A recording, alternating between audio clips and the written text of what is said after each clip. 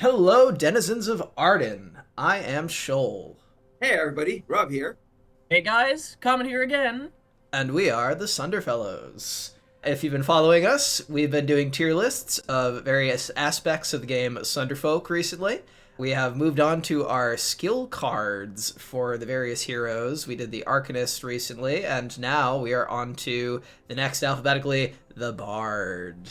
I know Comet's really excited about this one. Yeah, as I've probably mentioned in a tier list before, this is my favorite character in the game, so I'm excited to see how people take opinions of a very varied moveset.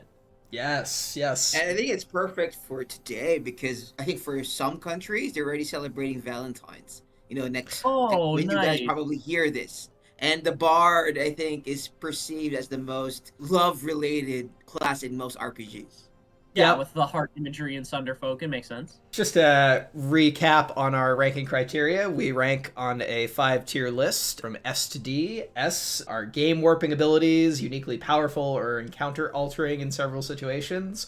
A are the gold standard, effective in many situations. You'll consider using it most of the time. B is old reliable, not breaking any encounters necessarily, but decently effective and pragmatic. C is niche. You might have one or two situations where this is a good effect, but there are often better options. And D is sadly lacking, never more than okay, almost always relevant or overshadowed, or else actively prohibiting other better abilities. D, don't use it.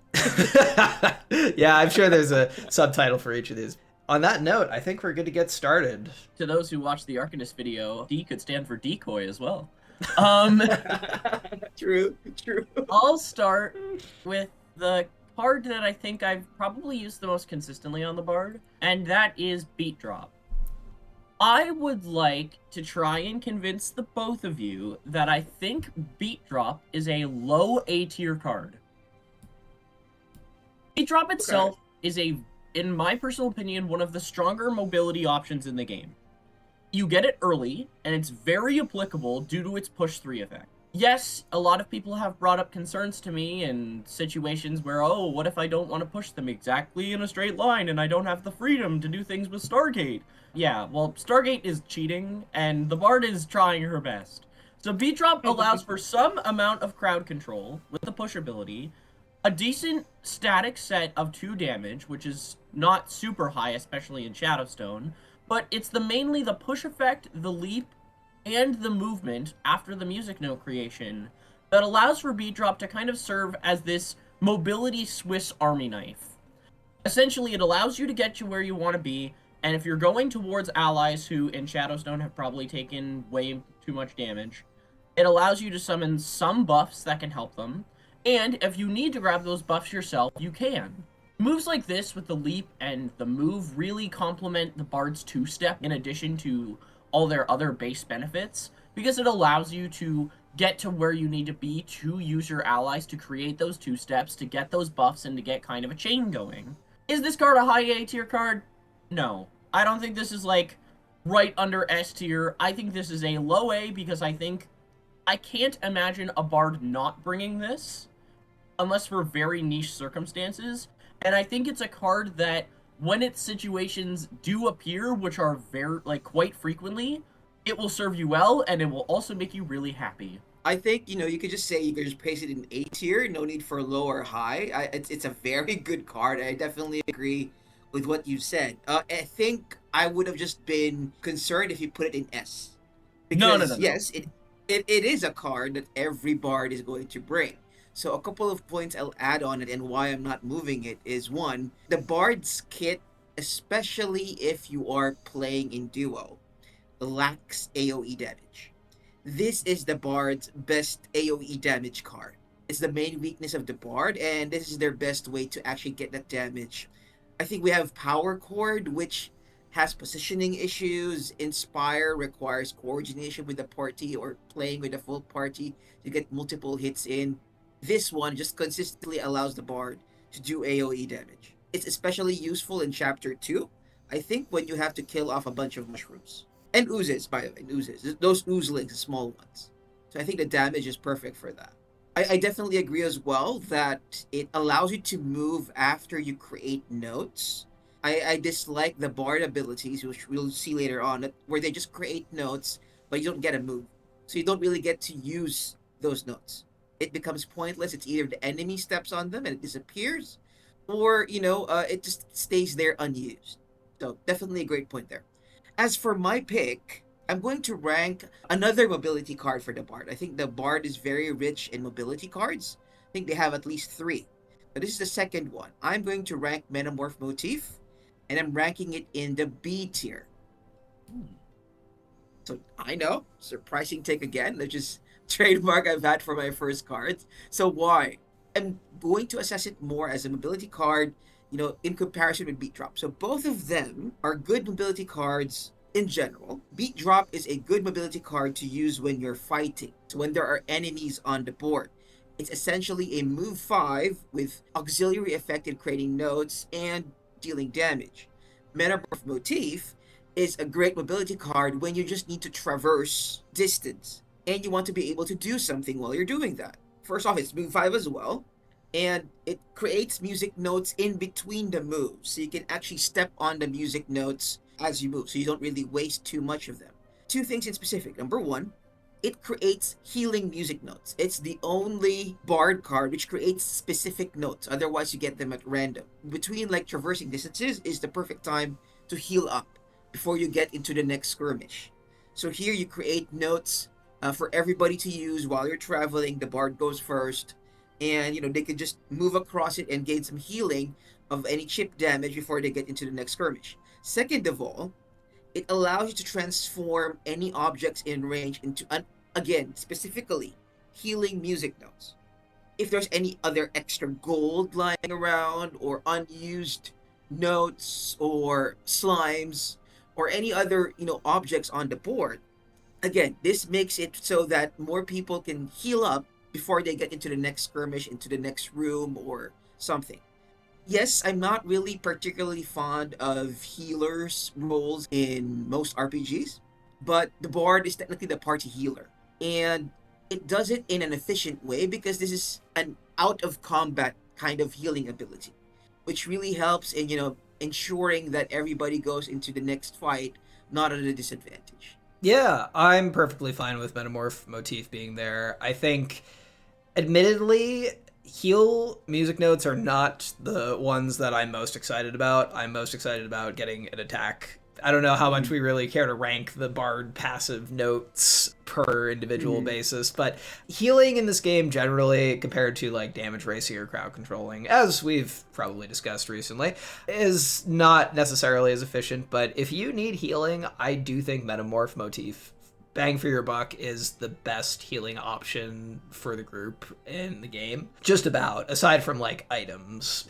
This is obviously better costed than items because you have regular access to it if you need it. I should also note, I think we all agree that the Bard is easily the most reliant upon party composition in the game. This is not a character that necessarily wants to fend for itself. It really appreciates having allies. Also, very brief note, I go back and forth with pronouns on the Bard because they seem very fluid to me. So I apologize if I say he or she at one point or another. I think a lot of the characters are designed to be a little more ambiguous that way. I always, the Ranger, of course, has the braids, so that kind of lends itself one way. But anyway, tangent aside, I think I'm going to play it very safe with my first pick. I'm going to pick Sharp Refrain, and I'm going to put it a little above Metamorph Motif in the B tier. Metamorph Motif, there we go. I think this is a very stock standard attack. One thing I wanted to mention with Beat Drop, too, is you get it super early, and it has consistent damage. That is really strong early, I find. And even later, if you just need 2 damage and you don't want to screw around with the Fate deck, that's really nice. Sometimes that is a really good thing to have. And it is kind of a medley card. I'm talking about Beat Drop still, sorry. It is a medley card, but I think the medley comes together very nicely to give it enough juice to get it into A tier. Sharp Refrain is not a medley card. It is very straightforward. It is just classic move, attack, get a little extra boost. You know what? I think that's good enough for me. I think that's very reliable, stock standard. It's nothing fancy. It's nothing necessarily to write home about. But you know what? When you're starting out with the Bard and you're just figuring out the passive. And yeah, I think it's perfectly acceptable to have this card early on. Maybe you'll trade it out later because the Bard has so many unique and interesting cards, but I think it deserves to at least be considered as like, I'm going to be taking it very standard until I start getting some of the more interesting and unique cards in the Bard's kit. Sharp Refrain and Metamorph Motif, I could see both going down to C, just Yep. because of opportunity cost. I think that's the big thing. We had the same experience with Arcanist, where you could take them, but you're comparing Metamorph Motif to Beat Drop in most situations, and you're comparing Sharp Refrain to, mild spoiler warning, Inspire Harmony later. So I think you could definitely make a case for both, but I'm not going to touch upon that right now. I'm going to touch upon my favorite ability in the entire game. And I'm going to do my best to try not to be biased, but I think Crowd Surf is S. My reason is this. Is this as busted as any of the 3 abilities that we touched upon Arcanist? Go watch that video. Probably not. But this ability takes whatever the Bard wants to do and cranks it to, no pun intended, full volume. It allows you to benefit more than any other ability from 2-step, and it allows you to, with an open board, or even not an open board, with just enough space to chain a strong set of movement together to land the highest single target DPS that the Bard can provide without the use of trinkets. With the use of trinkets, you could do things like adding Terror Strike Drum, or any of the other movement trinkets into the equation, and especially once you get that generic haste buff from town, this move cranks up how much it can do in a single turn. I've seen strong crowd surfs with a little bit of good coordination do upwards of 12 to 15 damage, which is not great, but comparing to the fact that this is supposed to be your support character is insane. Crowd surf is one of those abilities that, especially compared to other options, a lot of the other single target max damage is quite conditional. You have the Snipe on the Ranger, which requires the use of an ultimate that may be better suited elsewhere, or Aetherize that requires the use of the Chandelier. The Crowd Surf is technically requiring a little bit of open space, but with the way Sunderfolk maps are designed, you generally have that. And you can even use some of the quote-unquote disadvantages of this ability to your advantage. For example, oozes that leave black slime on the ground when you randomly step on it and it forces you into a random direction, that can get you more movement to buff your crowd surf. So even where in the situations it might look like it's struggling, crowd surf is potentially able to use them more effectively than moves that would get completely stifled by them. I think it's just one of the most generically solid single target DPS attacks in the game, and I think that gets even more value with the higher HP pools of Shadowstone. I'm putting Crowd Surf in S for that reason. I'll park my thoughts on Crowd Surf for later on because I wanted to address, the placements of Sharp Refrain and Metamorph Motif. Sharp Refrain. So I'll be moving it down to C tier, by the way, and keeping Metamorph Motif in the B tier. Metamorph Motif, I always bring. It always makes my deck because it's situational, yes, but in terms of the diversity of the Bard's kit, there are just other good cards I won't be using because there are similar versions of it already. So, case in point, Crowd Surf, and later on, Join the Choir.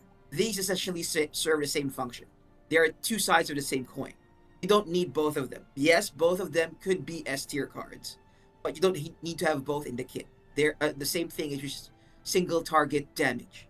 When it comes to Metamorph Motif, it serves, yes, a mobility function similar to Beat Drop, but it provides something else that's unique that doesn't have any competition in the Bard's kit, which is to provide healing to the party, during your downtime, quotation marks, in between maps. Sharp Refrain, on the other hand, some functions similarly to Crowd Surf, Join the Choir, Shield Sonata. So it functions the same way. It's all about single target damage with something extra. There will come a point wherein I am not taking this card anymore. Yes, it's going to be useful earlier in the game when you don't have the better options, but once you get to the point where you get one of the better options for single target damage, it's gonna go into do not use anymore. Metamorph Motif is something that you will either situationally use, right? If you only have 4 cards in your deck, maybe you don't want to squeeze it in. But once you get 5, this is something that you'll consider bringing almost every time. So because again, it has a unique use that the others don't provide. Last point for Sharp Refrain, we mentioned earlier that personally I have a bias against, or it kind of like an annoyance to card abilities that create notes then don't let you move to use them. So it just Yeah. stands there, and this is one of those abilities, and it takes away points for Sharp Refrain for me. If the music note that spawned from Sharp Refrain was adjacent to you instead of your target, I think it's B tier. That's fair. I am also fine with putting it in C tier because thinking about it, while in a vacuum, I think like this is the basic attack for the bard and it's not a standout one. You know, I think of this kind of in the same vein as Hunter's Shot from the Ranger. And I think when we get to that, we'll probably also have a similar conversation where it's like, well, yeah, maybe it's like a standard card, but also it's like it's not punching above its weight at all. The way that like any of the Arcanist's basic attacks or like does the rogue have a quote unquote basic attack? Because Slice twice. yeah, maybe slice twice, but that is definitely higher cost in my mind. I think the concept of is a basic attack relevant is a conversation we will continue to have, Yes. especially when we touch on the Arcanist first. For me personally, when I assess these cards, I think of the mid game to the end game. So most of the time, you already have your good cards. So for me, the basic attack is only relevant for the Arcanist because of the mana considerations. But for all the other classes, the moment that you get another card, even in the mid game, like in Chapter 2, that's already better than your basic attack, suddenly your basic attack stops being useful. I think there are cases where that's not necessarily true, like with the Berserker. Not all the cards. I was gonna say like Bulwark on the cards. Berserker, I think is still gonna stay in your deck because you like that shield. True. I'll play a little devil's advocate here, or even just agree with both of you. If we expect one of those basic abilities to stick around longer, we're gonna rank it higher. Like we ranked Thunderclap in A tier yesterday because we thought that Thunderclap was the better option and could actually stay in a kit for the entire adventure. Like that's how we evaluate these abilities. Like it's how useful are they on a case-by-case basis and how likely are you to bring them. And Sharp Refrain is useful early game, that's true, but it doesn't take too long before it gets replaced. I will also just very briefly point to crowd surf because I didn't say anything about it. It is, I agree with S tier placement. This is the one that I think benefits the most from bringing like a summon trinket, and this is why with crowd surf and a couple other cards, I bring summon trinkets on the bard because having extra allies on the board that you can interact with for that movement, for the extra damage, it takes this card just way over the top. But it's already pretty well costed. Would I necessarily want to use it as much in a 2-player run? Yeah, probably still. You know, it's still pretty good, but I would definitely prefer it when I have a 4-player party and some summons on the board and a lot more reason to do that. On a similar note, I'm actually going to take Inspire Harmony, and this might be controversial. I'm going to put it behind Crowd Surf in S tier. I genuinely think this is a really powerful card. Again, I know it doesn't meet your criteria of the move 3 or moving after the attack or moving after the note generation, but I really think that Inspire, if you position your allies correctly, it does require some coordination, but you can go from a really populated board to a not so populated board very quickly. You know, I think of like mushrooms, your allies are going to take damage in that situation. But if you have like, I don't know, you're on the final boss battle with the Lich and you have your allies positioned near extractors, this card turns it into a free stun for a turn and you still deal damage to the Lich. I think the utility on having so many extra attacks is really powerful. I think there's a case that maybe this is like top of A. I don't know that this necessarily belongs in the great hauls of S tier along with Gravity Nexus and Aetherize, and I think Crowd Surf too, yeah, definitely deservingly. But I think there is so much utility in this card. It does something that is, again, I think, pretty unique in the game. Even if you're looking at like Flummox Flux on the Arcanist, like, its damage is good, but you're paying such a mana cost and it's against like the S tier of other cards in the Arcanist kit. I don't know. I think Inspire Harmony is really solid. I think I've taken it every time I've played the Bard, and I've seen it taken just about every time someone else has played the Bard, and there are situations where, like, dang, we're really outnumbered, and then suddenly it's like, oh yeah, we have Inspire Harmony, as long as we position decently and we all do our attacks right. Yeah, so I'm going to leave it there. I think I'm going to move Inspire Harmony down to A, and the reason for it is actually quite simple. It'll still be about beat drop. The reason that I'm moving it down to A is rather simple. Mosh Pit exists. I was gonna say that. Okay, thank you. You wasted your turn on that. The fact that, well, I didn't waste it, because I love Inspire Harmony. I think Inspire Harmony produces a lot of fun, interesting play patterns that I think allows for some fun party dynamics. An important aspect of Inspire Harmony that a lot of moves sometimes in Sunderfolk don't do is the Inspire attacks of Inspire Harmony allow you to break shield buffs on your enemies. That way you can allow your stronger AoE bombshells to break through any of those high-level elite characters that have accumulated buffs that otherwise would be like impossible to break through. In particular, the thought of the Lich with the extractors comes to mind here. Any way where you could get an extra little attack to chip away at that shield and essentially allow one of your nuclear options like the Ranger or the Arcanist or anything else to bust through with their high power damage without getting stifled by a defense buff. I think that Inspire Harmony is really good for that. Yes, people can make the argument, and Rob, I'm sure you would have made the argument of, I don't like my abilities being so dependent on my party being good.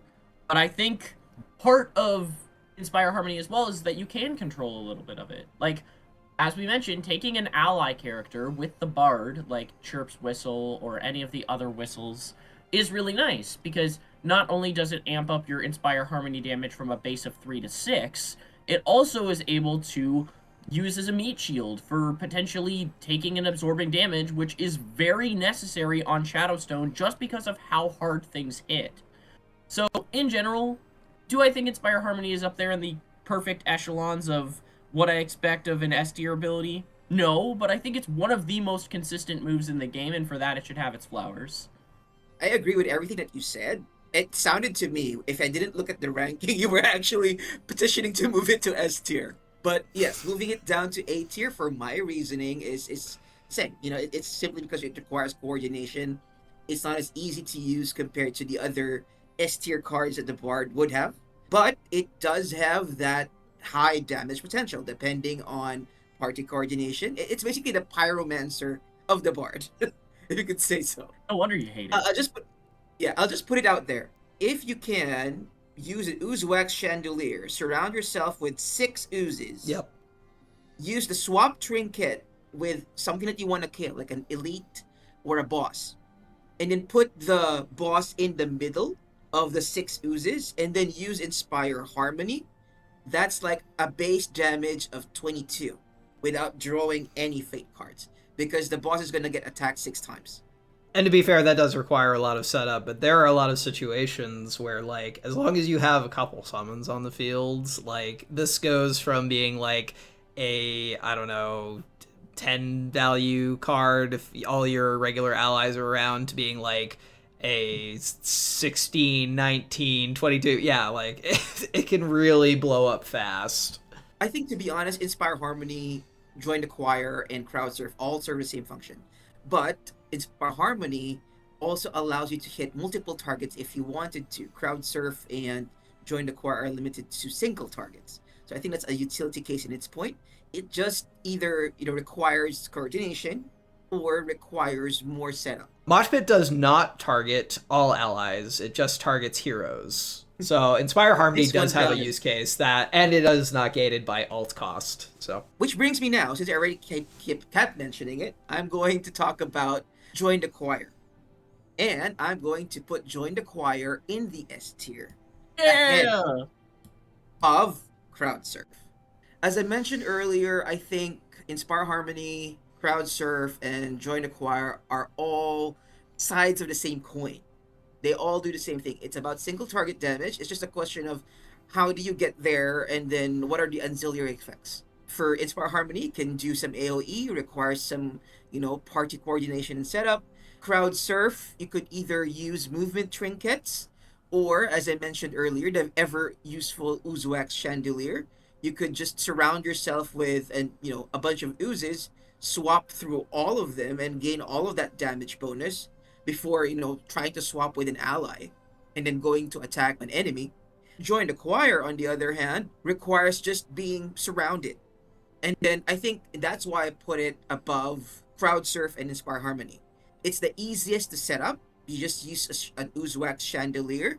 You surround yourself with 6 allies, basically, and you get a +2 damage.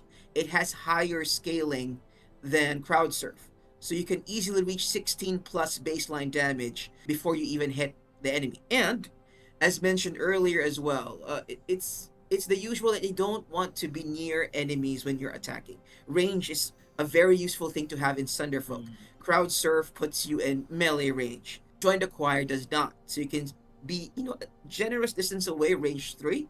So you can be able to do your 16 damage from far away. And what I like about this is that just in case you have a debuff, it removes it. So in case you have allies who have debuffs, it removes it as well. Plus, you can gain a random buff on top of that without needing to spend your movement to step on any notes. You just get it immediately. Sometimes you could get the strength buff and increase your damage further. Unlike the Inspire Harmony or Crowd Surf, wherein weekend debuffs would affect your damage. Join the Choir sets you at a baseline of 16 every time because the cleanse happens before you attack. So it's pretty much the most consistent single target damage for the Bard's kit. It reaches the highest baseline. Potentially, Inspire Harmony can do more. I would say as well that potentially Crowd Surf would also do more, depending on how allies are positioned and how many allies you have on the field. Join the Choir basically has the highest floor. The others have higher ceilings. Lastly, personally, I think you guys enjoy playing the Bard as a melee character. I like playing the Bard as a ranged character. So this is why I lean more towards using Join the Choir over Inspire Harmony and Crowd Surf. Now, as to do I bring all 3 of them in my deck, I typically not. I usually leave Crowd Surf behind once I have Joined the Choir. Inspire Harmony, I still bring because, as I said, the Bard lacks cards for AoE damage. This technically could function as an AoE with proper positioning. I take offense to the fact that you insist that I play the Bard as a melee character. I would say I do a mix of both because, it's what's convenient. The Bard has a very free flow playstyle to me. I completely agree with the Join the Choir placement. I just want to note, the Cleanse is a rider effect. The buff can be pretty cool sometimes. Like, I've gotten Vitalize from that buff, and Vitalize is strong buffs from it. super rare and super strong in the right circumstances. Vitalize, for those who don't know, is like vampirism. Basically, you get as much health back as you deal in damage to an enemy. Yeah, Join the Choir is great. The one thing I feel so bad about, though, is poor little Pyro. We have 2 characters now we've discussed who love summoning lots of things. And where does the Pyro leave his fire on the map when you have, 12 little fungi sitting around just, trying to do attacks for you? And it's like, yeah. And that's why you guys know I don't really, rank the Pyro too high. Yeah, I mean, my God. And, if you put the fire down instead of, all these little guys, the Bard sitting here with an attack 4 plus 2 for each ally, so that's another 12 if you play it right. So 16 damage for that. Does the Pyro reach 16? Maybe once in a while. Party help, no. Yeah. party help now. Yeah, so I'm sorry, buddy. Love our pyro, but that's tough. I think I'm gonna do Siren Song. It's in the D tier. There's no reason to ever take this Movement card. option, the other move card. Yeah, the other move card that the Bard obviously doesn't need. Like, genuinely, if you need a move card, use crowd surf. Like, you know, as long as you got a couple allies, like, even if you don't do the attack, it's a better move option. I guess the appeal of this card is supposed to be that it comes online early and you can move an ally with it. There are a couple notes generated because of that, but like, there's no reason. You never use it. It's so inefficient. Like, just do damage with even sharp refrain, you know? Like, just have a little more to do with your turn. I have never seen this card used in a way that made me be like, oh yeah, that was a good choice here. It's sad, but yeah, maybe you guys have different opinions on it, but I'm gonna keep it simple. Siren Song, sorry buddy, D tier. Oh, my heart hurts. Are you the Siren Song fan? Okay, I think this card is like, yeah, it's not very good, but like, yeah, no, you're probably right. I think I'm sad because I know Siren Song has a lot of potential. I wish Siren Song let you pick where the ally could be adjacent, or where the person could be adjacent to you. If it could, if that was part of the card itself, you could position it, because it has one move after the enchant, you could position an enemy outside of a pit and then push them into it. That's something that I've done with Siren Song quite a bit frequently, and it's like almost a berserker fling. But because it often goes to the corner, you're betting on winning a coin flip, and then at that point, you're probably like, especially late game, you're probably better just beat dropping. It hurts. I love Siren Song because I think it's a very flavorful ability. Like the Pied Piper, like leading, an army of rats with, playing the flute. Yeah. Siren Song is missing something. Whether if it would be choose the position or if it could have let you enchant 2 things instead of 1, I think it could be incredibly strong. But because it's only enchant 1, yeah. If it were 2, I think I agree, because, you could move 2 allies, and that's considerable. If it's just 1 ally, though, and you're using that for your entire turn... it's 1 ally or enemy. To be frank, most oftentimes if I'm using Siren Song, I'm pulling something into an attack range. Like, pulling something into my rogue so that they can attack with Keeping Shroud. Yep. But anyway, let's drop that because I am just gonna feel sad. I am gonna do Shield Sonata next. Also, before we start ranking Shield Sonata, Rob, I don't play melee towards my enemies as Bard. I play melee towards my allies because I like hugging my friends. Oh. Put Shield Sonata in B tier, and here's why. This card gets a lot of hate because it's attack and then move, which is generically less useful in Sunderfolk than move into attack. But I think this ability, especially for its first attack effect of the heroes and allies adjacent to you gain shield 2, is like pretty noticeable. If you could position yourself beside, like, say 2 or 3 of your allies, even just 2, that shield buff is like no joke. That's potentially 4 or 6 HP that you're saving, and other characters that we've talked about before, like the rogue, care about getting these benefits to these buffs. To be clear, you have to be adjacent to the target. So the heroes and allies... Yes. Yeah. Sorry, that is what I meant. Ally. Yes, sorry, that is what I meant. If your opponents are adjacent to the target, which especially for stuff like a boss fight, and you have a Berserker or a Pyro who's using Searing Scales, I think that you can end up in those situations. You don't have to be... Thank you for clarifying that, because I had mixed that up. But I still think it's fine. Like, the shield is who you want those to be on anyway, because that's who the AI intentionally targets as the boss fight. The way that Sunderfolk AI works is that it typically, unless a card explicitly states otherwise, goes for the ally that's closest to you. So for stuff like Ogre Queen, and for even stuff like Prophet, Shield Sonata is perfectly serviceable. It's one of the few abilities that the Bard gets that is actively stronger against boss fights than most of its other abilities, because oftentimes stuff like Inspire Harmony might be harder to set up on a boss fight, stuff like Beat Drop isn't as useful on a boss fight, or even some options like Crowd Surf, because of how much stuff is on the floor from one point to another, may not prove as super useful in certain situations. But Shield Sonata, I think, can serve its niche fine. Will you bring it every mission? No. But I think for what it is, it helps shore up some of the Bard's noticeable flaws. This card does better when you have a Berserker and if you have a Pyro around, because those two characters like having shields. Stacking shields, all together is very useful, especially if one of the characters has the Bright Guard weapon. So you can now Yep. have shields and retaliate. But if, that's this, you got a team strategy of shielding everybody. Let's say you have a rogue and a ranger and an arcanist who wants to just confuse and stun everybody and blind everybody, then it's not as useful. Why would you need a shield when everything is stunned or blinded or confused? The use varies depending on who's with you. But the reason why I would say I was considering either dropping it or just, okay, it's at the back end of B tier, because just like Crowd Surf, like Inspire Harmony, like Join the Choir, it's a single target damage card.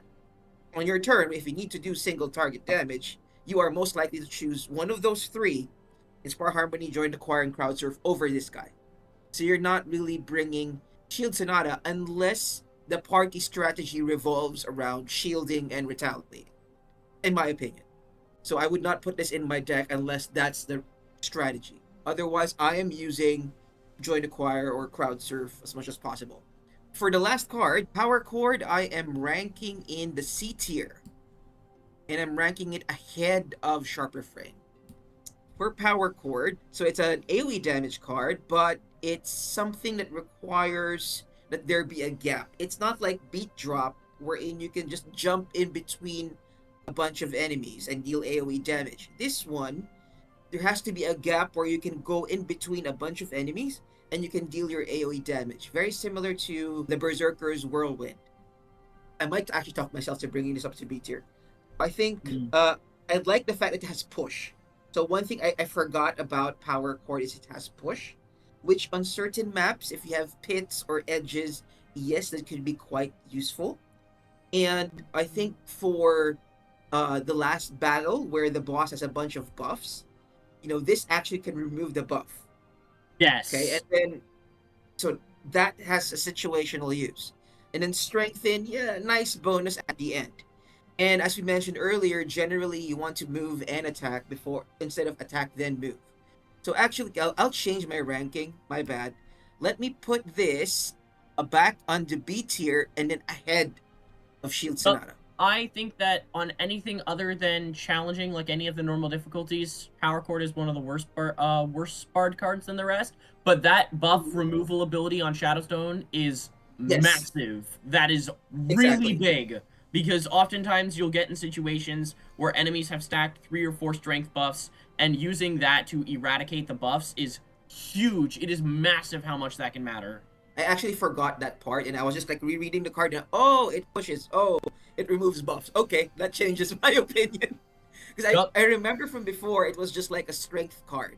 Like it's a strength buff card and damage. It's an AoE damage. And then, okay, it has extra effects. So that changes my opinion on it, and I would consider bringing this into my deck specifically for certain battles, like as we mentioned, the Lich or any of the battles wherein the enemies could get a bunch of buffs, or in maps wherein there's a lot of enemies, like Chapter 2, right, where there's like a bunch of oozes, where you can take advantage of the AoE.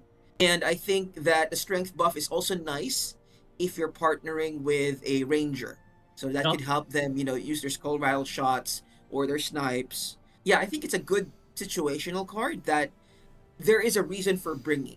Would I bring it over any of the top 5 cards that we have here? Probably not.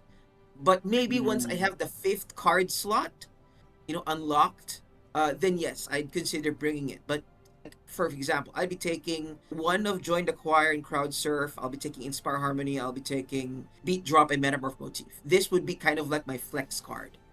So Power Card would fit that flex card option. in case you already got the town upgrade, it gives you an extra card slot. I really love our B tier here, actually, and I agree that all Yes. 3 of these cards should be on the B tier, and I think it speaks to the Bard's design as just like, I think it's a really successful design, and I think that, frankly, for almost all, if not all, of the heroes of Sunderfolk, but I think each of these cards has its use case. In certain situations, they are more powerful than each other. Metamorph Motif is maybe the most consistent because you are always going to have stuff on the field that you can turn into heal, and heal is generally like a pretty solid thing to be generating. The fact that it's consistent is great. But, Power Chord, it's an AoE attack. The Strengthen 1, I think, is really what sells me on Power Chord as being at least a B tier card, because yeah, Ranger synergy is great, but everyone likes getting Strengthen. There is never a situation. Frankly, if I could make every buff I ever received Strengthen, I probably wouldn't complain, because I think it's just the best buff, short of like a couple specialized ones that you never really see, like Vitalize.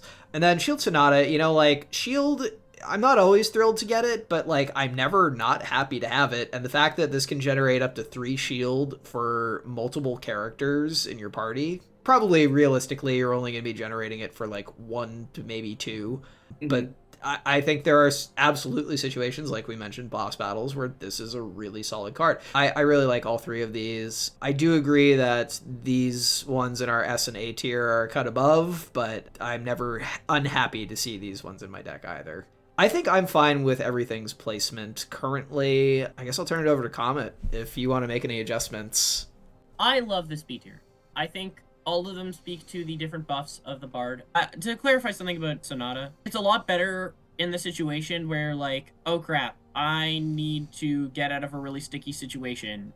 And you can use one of your trinkets, which is generally one of the more common things you do with the Bard anyway, to summon an ally.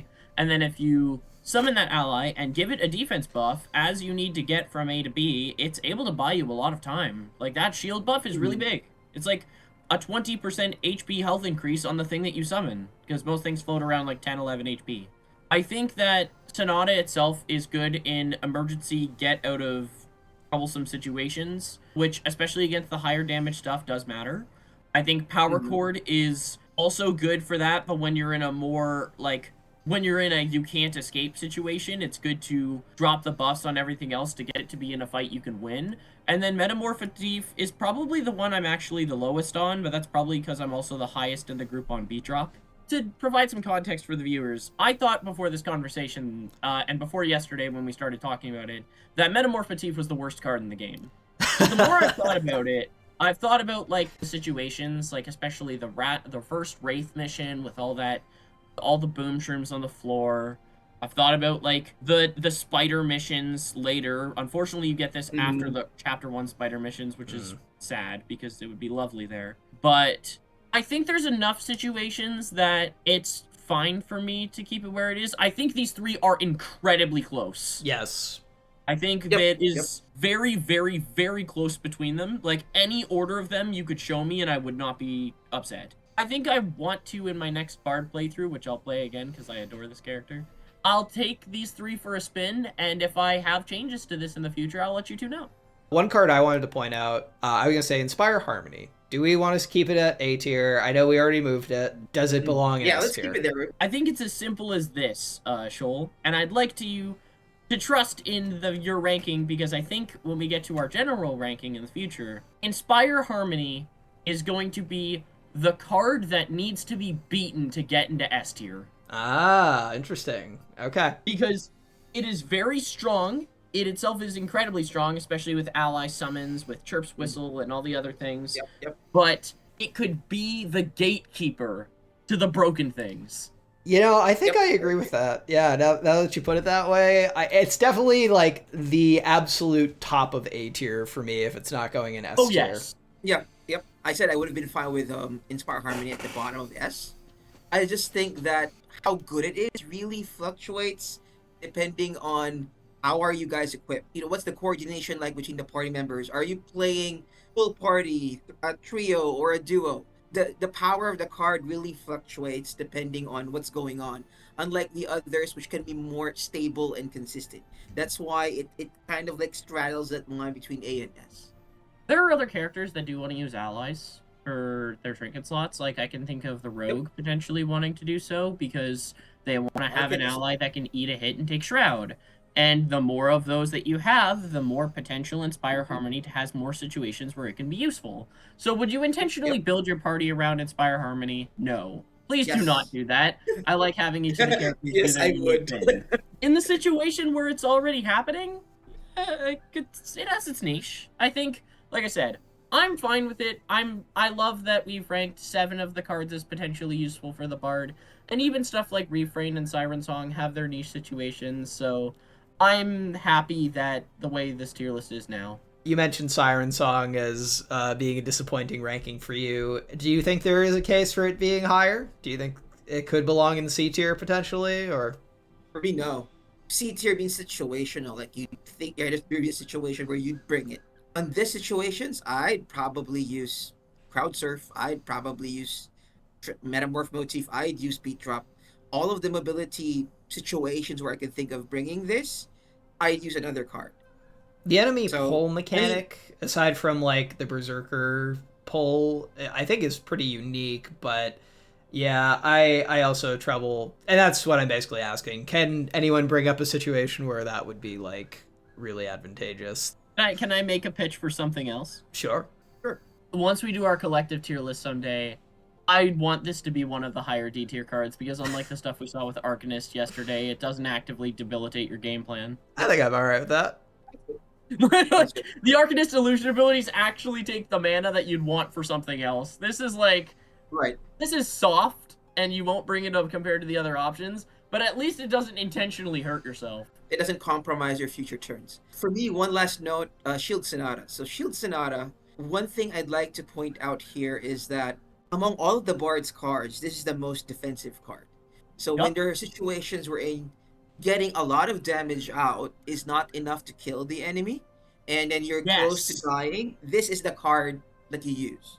Just to keep everybody alive, get in a little bit of damage. So anything, that's why it has a situational use of bringing it in, and it's going to be impactful. But it's not too situational that we put it down in C tier, because there will be a lot of times in Shadowstone wherein, yes, you will want to have some sort of defensive effect, and the bar does not have a single piece of crowd control.